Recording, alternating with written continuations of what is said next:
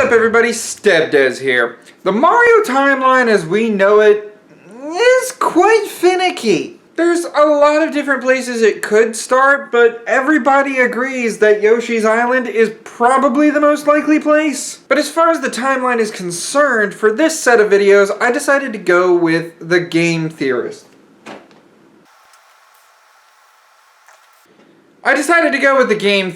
Timeline, because all I really needed was the baby age. So let's get right into the video because there's actually quite a lot to discuss. In this timeline, the stork had dropped baby Mario off in the wrong place.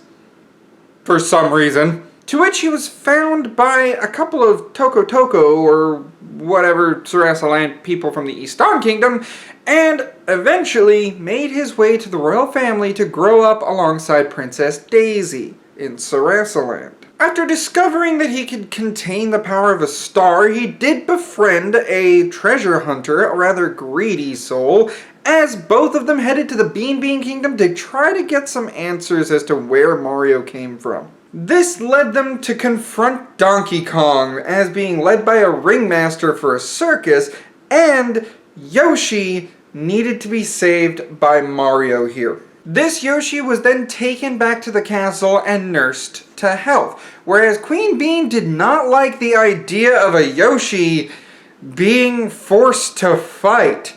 Something was going on at Yoshi's Island. So, this is where we're at for this one. With Mario and Wario heading to pick up the Sky Pop, and Yoshi tagging along because, well, Mario kinda saved his life. When they get to the airstrip, they discover that the Sky Pop has been adjusted. There's now a weapon system as well as a much larger cockpit, courtesy of the Bean Kingdom. Yoshi, however, still isn't at full health, and he's resting in one of the chairs of the cockpit as Wario is piloting. Mario has a blanket around the Yoshi and is putting a small damp cloth on the top of his head, hoping that he gets better soon because from what he saw, Yoshi would be a good ally. If something bad's gonna happen on Yoshi's Island, it might be preferable to have a Yoshi available. However, Wario doesn't see it this way. He kinda disagrees with Mario because that's a wild animal. Why are you giving it... Why are you doing this? Why do you even save that thing? It's a wild animal. It was a wild animal, but the ringmaster forced it to fight. That monkey would have killed you if it wasn't for Wario. I saw a star like what we have. I think it can use a star much like we can. A dinosaur like us. How dare! What was that? We are under attack. Like it was on us. I'll handle it. You keep the plane going. It is so hard talking like Mario without an Italian accent. Before leaving the Bean Kingdom, the player would have gotten a chance to upgrade the ship based on the kind of coins they have and what was available at the shop. You would have the option between bullet biffs, which is the bullet bill equivalent of Sarasa Land's bullet bills, and a Piranha Plant fire mechanism. There will be other variants, but you get to choose the cockpit, the engine, and the weapons. While the Lakitus are chasing you and you're fending them off as Mario, you do end up hearing "Surrender in the Name of King Koopa," or Lord Bowser if you're playing an American version. It is kind of a long segment, mainly being a rail shooter and mainly trying to show you to survive. Afterwards, Wario is able to crash land on the beach of Yoshi's Island. Depending on how well you do in this is all dependent on how damaged the ship is when you land. There will be some things available to you and some things unfortunately not. If you do extremely terribly, you won't have access to any of the items that were stored on the ship. Yeah, that's kind of a big thing if you're like me in an RPG game and you try to buy like 99 potions, 99 ethers, 99 high potions. Yeah, I get 99 of every item if I can. After getting off of the Sky Pop, leaving Yoshi to rest, Mario and Wario are just kind of patting themselves off and trying to get their bearings. Why were those guys after us? I don't know. They said something about the Koopa Kingdom. What? Is that bad? Bad? Of course it's bad! King Koopa is one of the biggest bads in the world! Well, why does he want Yoshi's Island? I don't care. You go up against the Koopa King and you end up in a lava bath. I'm leaving while the getting's good. Of course, if the ship is too damaged to take off, Wario will try and realize he's stranded. You can't! We have a mission from Queen Bean, and we must see to it that it gets done! I'd rather take the Queen's punishment as opposed to anything a King of Koopa would do to me. Just as the two are face to face, angry with each other, a spear is thrown and it lands between their feet. Several eyes poke out from the bushes, several feathers on top of their heads. And eventually, a whole troop of Yoshis, armed with spears, come out, pointing them at the two fighting compatriots. I can't really call them brothers, they're not really. If we live that long, Wario. They approach the strangers threateningly until they see a Yoshi get off of the sky pop. A few of them gather around their wounded brother or sister. And they decide that, okay, this is one Yoshi that got lost some time ago. The Elder would want to see him. Of course, Mario and Wario don't understand this. All they hear is, Yoshi walks alongside Mario and Wario and motions them to come along, like nothing bad's gonna happen. And they do. Being surrounded by the troops, they really don't have any other option at this point. They're led to a makeshift village, something that seemed to have been thrown together in a matter of a day or two. Atop a stone throne sits a rather hefty Yoshi. However, this Yoshi recognizes something. Mario's hat. Ah, the prodigal son has returned. Do you know me? Ah, you seek knowledge. Knowledge that I want to bestow upon you. But currently, we must help each other out. Let us make a deal. If you assist my people in reuniting with the Ravens, so that we may take back this island, I will be in your debt and answer any questions that you may have. What happened here? Hold up, your soldiers seem capable to me. Why do we need to help you out? They're young ones. They were hatched quite suddenly in order to give our village a little bit of protection. They're all that we have left. The rest of them were enslaved by the Koopa King. What is he after? A rare relic, worn by the healthiest of Yoshis. One whose size did not impede his fortitude. Through his power, the Raven people and the Yoshi people drove back the Shy Guy's tribal nature, and we claimed Yoshi's Island as our own. The Ravens promised to keep the relics safe inside their temple, and unfortunately, we have separated from those people. I think it is time for a new hero to stand up and unite us once more to fight King Koopa and claim our land back. Nope! I'm not about to risk my life for some old relic! Did I mention that the Raven clan holds their hoard of coins in that temple? Hoard of coins? There is also probably some gems and valuables as well in the temple, yellow-capped one. Fine, I'm in, but I'ma get to the treasure. I am not the greatest treasure hunter for nothing. Good.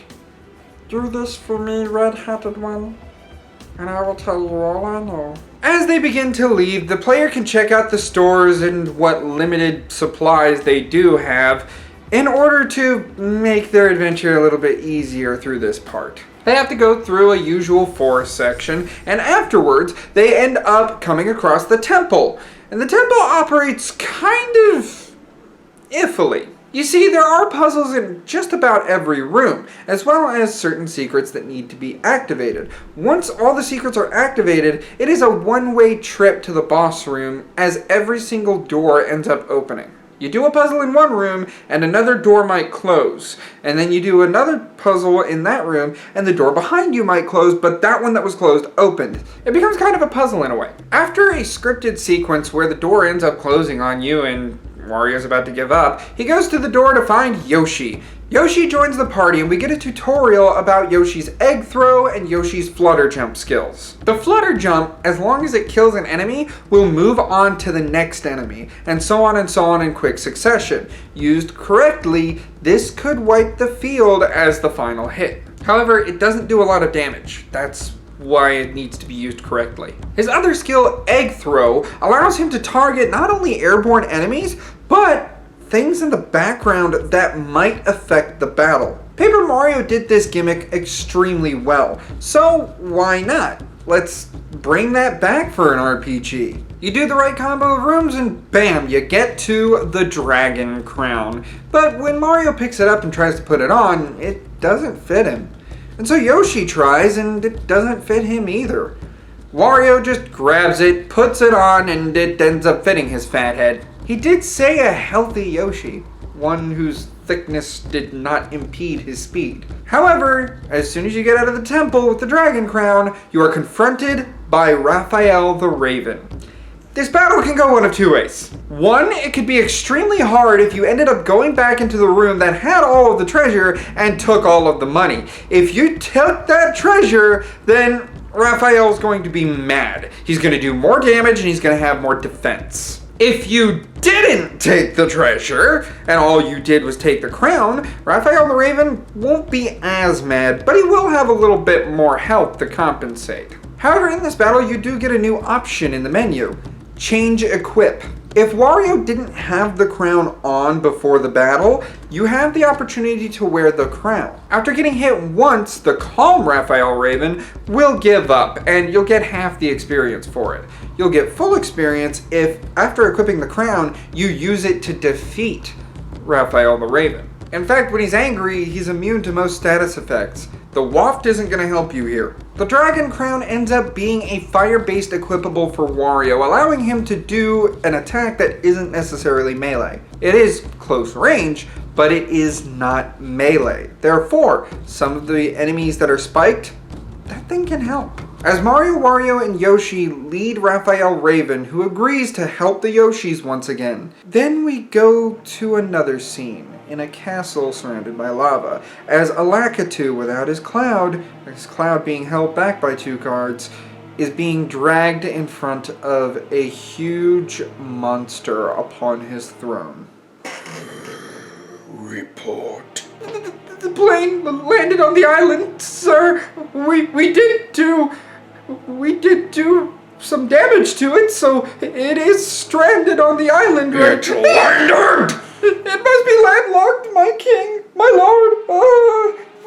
We caused significant damage to it. It must be landlocked. The people are stuck on Yoshi's island. Send in one of the shroom servants. And off to the side, a blonde-haired image ends up watching King Bowser Koopa rise from his throne and approach a Goomba being brought out by soldiers. The Goomba is put right in front of the Lakitu and is forced to stay there. I hate failure. Yes, your greatness, I'm sorry. Failure makes me snap. At the word snap, King Bowser Koopa ends up bringing his foot down and crushing the Goomba entirely. This causes the blonde-haired figure off to the side some bit to start tearing up, and a couple of footsteps are heard running away. Of course, Kammy Koopa, who is gladly standing next to the throne, ended up seeing this, and she's gonna mention something. That will be you. If I don't see the intruders in chains in my throne room, no! As the Lakitu runs out holding himself, Kammy Koopa actually approaches Bowser. It is always a sight to see you at your most gruesome. However, someone does not exactly agree with your methods. She motions to the Goomba, in which Bowser realizes he let his rage slip again, and he sighs. I'll talk to her. Get Ringmaster Fowl on the line. Tell him to get to Yoshi's Island now. Yes, your grace. Shall I distract your Koopalings so that you and the Queen may have alone time? Yes, Kammy. Give them their Koopa Day presents early. That'll distract them long enough. Yes, my liege, and I'll be sure to record it for you and your wife. Dismissed. With King Koopa on the trail of our heroes, this is where this part ends for right now. So what do you all think? Do you think Wario will come around and be a little bit more of a good guy, or do you think he's still gonna be greedy? What about King Koopa? What's gonna happen with the Koopa King on their tails this time? Will the Ringmaster have our heroes yet again? Go ahead and leave a comment below! After you click that link in the description for the What If the Turks Found Zack First, the Final Fantasy VII What If that is on this channel. I would really like to continue this story, but I kinda left an important question.